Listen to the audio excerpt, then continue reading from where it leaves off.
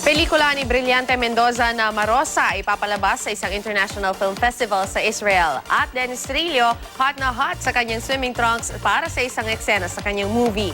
Narito ang Star Bites.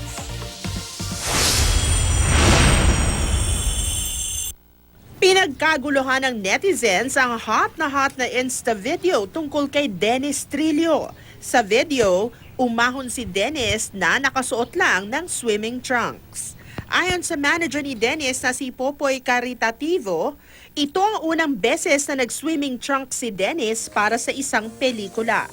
Yan ay para sa pelikulang Bakit Lahat ng Gwapo May Boyfriend. Kanina, nakachikahan ang unang hirit barkada si Dennis at natanong tungkol sa kanyang rumored girlfriend na si Jenilyn Mercado. Kamusta na daw siya? Okay siya. Okay siya.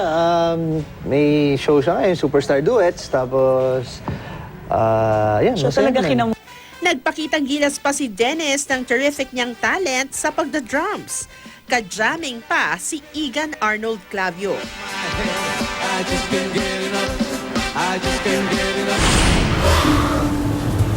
Nakatakda namang ipalabas sa Haifa International Film Festival sa Israel ang Brillante Mendoza film na Marosa. Ayon sa Philippine Embassy to Israel, patunay ang pagkakapasok ng Marosa sa film festival ng galing ng mga Pinoy pagdating sa pelikula. Ipalalabas ang pelikula sa dalawang venues sa October 17 at 24.